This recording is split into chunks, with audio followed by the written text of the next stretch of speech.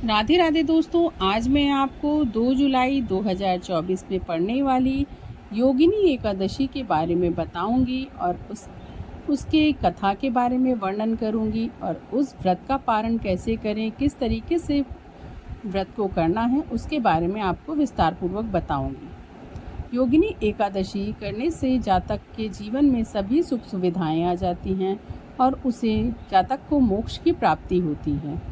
योगिनी एकादशी का हमारे जीवन में बहुत ही ज़्यादा महत्व है।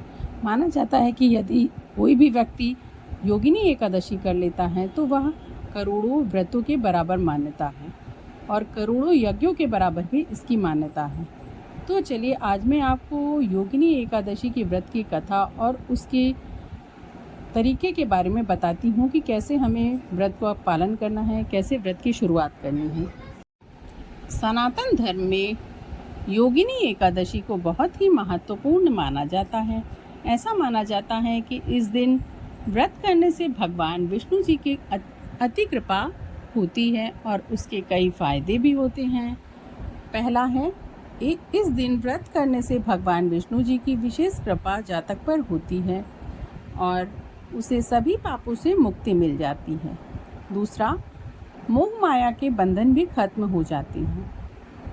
तीसरा, राजसी सुख और मोक्ष की प्राप्ति होती है। चौथा, जीवन से दुख दूर हो जाते हैं। पांचवा, विवाह में आ रही बाधाएं दूर हो जाती हैं। छठा, धन से जुड़ी हुई जितनी भी आपके जीवन में समस्याएं हैं वह सब खत्म होने लगती हैं। सातवां, मन की मुरादें पूरी होने लगती हैं। आठवां, किसी को भी अपनी तकलीफ अपनी तरफ आकर्षित किया जा सकता है। नौवां, जीवन में उन्नति के मार्ग खुलने लगते हैं। योगिनी एकादशी के दिन भगवान विष्णु जी के लिए कुछ खास उपाय किए जा सकते हैं, जो कि इस प्रकार हैं, जो मैं आपको बताने चल रही हूँ। भगवान विष्णु का गंगा जल और केसर युक्त दूध से अभिषेक करना चाहिए और खीर बनाकर उसमें तुलसी का पत्ता डाल के भगवान विष्णु और माता लक्ष्मी को भोग अवश्य लगाना चाहिए। तुलसी जी के सामने घी का दिया अवश्य लगाएं। तुलसी माता के मंत्रों का जाप करना चाहिए। हमें नित्य तुलसी माँ को सुबह शाम घी का दिया लगाना चाहिए। तुलसी माता की 11 बार परिक्रमा पूरी करना चाहिए। इस वर्ष 2 जुलाई 2024 को योगिनी एकादशी व्रत किया जाएगा। तो इस व्रत की कथा को मैं आपको विस्तार पूर्वक वर्णन करती हूँ। तो चलिए शुरू करते हैं। स्वर्ग धाम की अलकापुरी नामक नगरी में कुबेर नाम का एक राजा रहता था। वह भगवान शिव शंकर का बहुत बड़ा भक्त था। वह प्रतिदिन शिव की पूजा किया करता था। हेम नाम का एक माली पूजन के लिए उसके यहाँ फूल लाया करता था। हेम की विशालाक्षी नाम की सुंदर स्त्री थी। एक दिन वह मानसरोवर के से पुष्प तो ले आया, लेकिन कामासक्त होने के कारण वह अपनी स्त्री से हास्य विनोद और रमण करने लगा। इधर राजा उसकी दोपहर तक राह देखता रहा। अंत में राजा कुबेर ने सेवकों को आज्ञा दी कि तुम लोग जाकर माली के न आने का कारण पता लगाओ, क्योंकि वह अभी तक पुष्प लेकर के यहाँ नहीं आया है। सेवकों ने कहा कि महाराज, वह पापी अति कामी व्यक्ति है, अपनी स्त्री के साथ हास्य विनोद और रमण कर रहा होगा। यह सुनकर कुबेर ने क्रोधित होकर उसे बुलाया।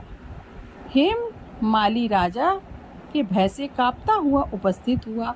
राजा कुबेर ने क्रोध में आकर कहा, अरे पापी नीच कामी, तूने मेरे परम पूजनीय ईश्वर श्री शिव जी महाराज का अनादर किया है, इसलिए मैं तुझे शाप देता हूँ कि तू स्त्री का वियोग सहेगा और मित्र लोक में जाकर कोढ़ी होगा। कुबेर के शाप से हेम माली का स्वर्ग में पतन हो गया और वह उसी क्षण पृथ्वी पर गिर गया। भूतल पर आते ही उसके शरीर से श्वेत कोढ़ हो गया, उसके शरीर में श्वेत कोढ़ हो गया। उसकी स्त्री भी उसी समय अंतर्ध्यान हो गई। मृत्युलोक में आकर माली ने महान दुख भोगे। भयानक जंगल में जाकर बिना अन्न और जल के भटकता रहा। रात्रि को निद्रा भी नहीं आती थी, परंतु शिव जी की पूजा के प्रभाव से उसको पिछले जन्म की स्मृति का ज्ञान अवश्य रहा। वह इधर उधर घूमता रहा। घूमते घूमते वह एक दिन मार्कंडेय ऋषि के आश्रम में जा पहुंचा, जो ब्रह्मा से भी अधिक वृद्ध थे और जिनका आश्रम ब्रह्मा की सभा के समान लगता था। हेममाली वहां जाकर उनके पैरों में पड़ गया। उसे देखकर मार्कंडेय ऋषि बोले, तुमने ऐसा कौन सा पाप किया है जिसके प्रभाव से यह हाल हो गया? हेममाली ने सारा वृतांत कह सुनाया।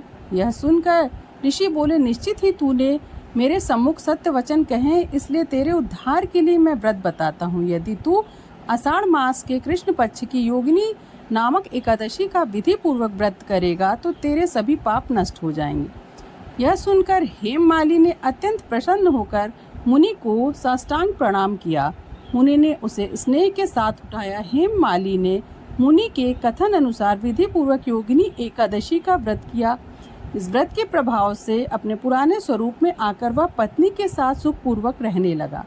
भगवान श्री कृष्ण कहते हैं कि हे राजन, यह व्रत 88,000 ब्राह्मणों को भोजन कराने के बराबर फल देता है। इस व्रत से सभी पाप नष्ट हो जाते हैं और अंत में स्वर्ग की प्राप्ति होती है। योगिनी एकादशी व्रत का पारण अगले दिन द्वादशी तिथि पर किया जाता है। ऐसे में 3 जुलाई सुबह 5:28 से लेकर 7:10 के बीच योगिनी एकादशी का व्रत का पारण करना है। यह द्वादशी तिथि को करना अति शुभ है। फ्रेंड्स, आपको मेरा यह वीडियो कैसा लगा कमेंट सेक्शन में ज़रूर बताएं। ऐसे ही मेरे चैनल के साथ जुड़े रहें और मेरे चैनल को लाइक, शेयर और सब्सक्राइब करना ना भूलें। धन्यवाद।